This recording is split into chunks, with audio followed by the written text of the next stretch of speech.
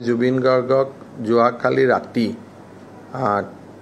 এখন গাড়ীত সুৰাপান কৰা কিছু যুৱকে গণেশগুৰি ফ্লাইঅভাৰৰ তলত প্ৰথম আৰু গণেশ মন্দিৰৰ সন্মুখত দ্বিতীয়বাৰ জুবিন গাৰ্গক অকথ্য কথাৰে আক্ৰমণ কৰে আৰু হয়তো পুলিচ বা সিকিউৰিটি তেওঁৰ লগত নাথাকিলে হয়তো ঘটনা অলপ বেয়াৰ ফালেও গ'লহেঁতেন। ঘটনাটোক আমি গৰিহণা দিছোঁ আৰু কমিশনাৰ অফ পুলিচক এইটো দায়িত্ব দিয়া হৈছে যে যিসকল দোষী যেহেতু গাড়ী নম্বৰ আদি এজাহাৰত দিয়েই দিয়া হৈছে তৎকালীনভাৱে তেওঁলোকক গ্ৰেপ্তাৰ কৰিব লাগে।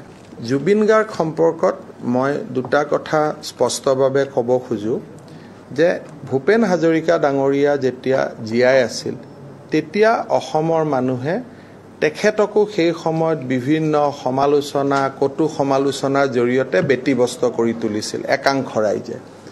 মৃত্যুৰ পিছত আমি মানুহজনৰ কাৰণে বহুত কান্দিলোঁ, কিন্তু সেইখিনিতো মানুহজনে দেখি নগ'ল। গুৱাহাটী বিশ্ববিদ্যালয়ত অধ্যাপনা কৰাৰ দিনৰ পৰা অসম সাহিত্য সভাৰ সভাপতি হোৱাৰ পৰা দাদা চাহেব ফাল্কে বঁটা গ্ৰহণ পৰ্যন্ত ভূপেন হাজৰিকা দেৱক আমি এছাম ব্যক্তিয়ে সমালোচনা কৰিয়েই থাকিলোঁ।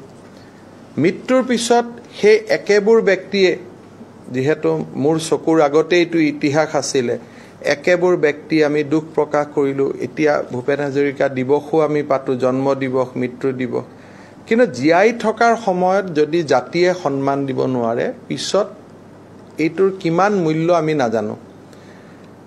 জুবিন গাৰ্গ বিতৰ্কৰ পৰা জুবিন গাৰ্গক আমি আঁতৰাই ৰাখিব লাগে। তেওঁ যদি কিবা কথাত মাতিবও খোজে আমি হাক দিব লাগে যে জুবিন তুমি এইটো আন্দোলনতো নালাগে, সেইটো আন্দোলনতো নালাগে। কাৰণ ৰাজনীতি কৰা আন্দোলন কৰাৰ কাৰণে বহুত মানুহ আছে, থাকিব। জুবিনক আমি মনে প্ৰাণে বিচাৰোঁ যে অসমৰ কলা সংস্কৃতিখিনি জুবিনে ধৰি ৰাখক। মই জুবিনক বিজেপি হোৱাটোও নিবিচাৰোঁ, মই জুবিনক কংগ্ৰেছ হোৱাটোও নিবিচাৰোঁ, আৰু মই জুবিনক চৰকাৰৰ ফালেও নিবিচাৰোঁ, চৰকাৰৰ বিৰুদ্ধেও নিবিচাৰোঁ। মোৰ কথাটো হ'ল যে জুবিন গাৰ্গ অসমৰ কলা কৃষ্টি সংস্কৃতিৰ বাহক হৈ থাকক।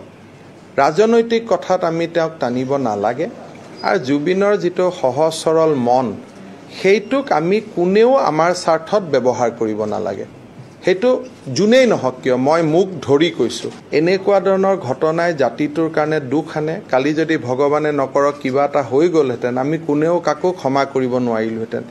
সেইকাৰণে মই অসমবাসী ৰাইজক অনুৰোধ কৰিম যে জুবিনক লৈ ফেচবুকত বিতৰ্ক, জুবিনক লৈ কথা বতৰা এইবিলাক আমি কৰিব নালাগে, কাৰণ আমি কোনেও জুবিন গাৰ্গ হ'ব নোৱাৰোঁ। জুবিনৰ যিটো কোৱালিটি আছে, জুবিনৰ যিটো গুণ আছে সেইটোতো আমি সমকক্ষ হ'ব নোৱাৰোঁ।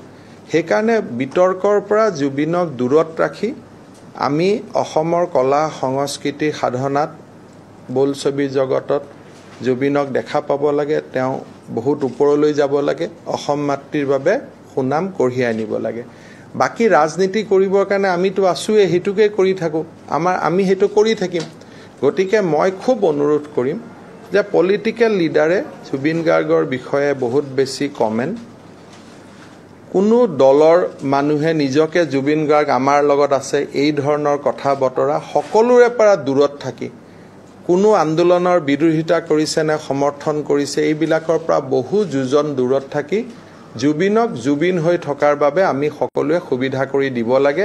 যোনেই সন্মুখত নাহে কিয় তাক আমি আইনী ব্যৱস্থা গ্ৰহণ কৰিম, কিন্তু আইনে জুবিনক ৰক্ষণাবেক্ষণ দিব লাগিব, পুলিচে জুবিনক ৰক্ষণাবেক্ষণ দিব লাগিব। সেইটো জাতিটোৰ কাৰণে দুখৰ কথা। অসমীয়া মানুহে জুবিনক ৰক্ষা কৰিব লাগিব, জুবিনক উৎসাহ দিব লাগিব, জুবিনক আগুৱাই নিব লাগিব। সেইকাৰণে কেতিয়াবা কোনো আন্দোলন আদিৰ সময়ত ময়ো যেতিয়া জুবিনৰ কথা দুআষাৰ ক'ব লাগে মোৰ মনটো দুখ লাগে, কাৰণ আমি সেই ৰূপত জুবিনক দেখা পাব নিবিচাৰোঁ, বিতৰ্কৰ ওপৰত বিচাৰোঁ।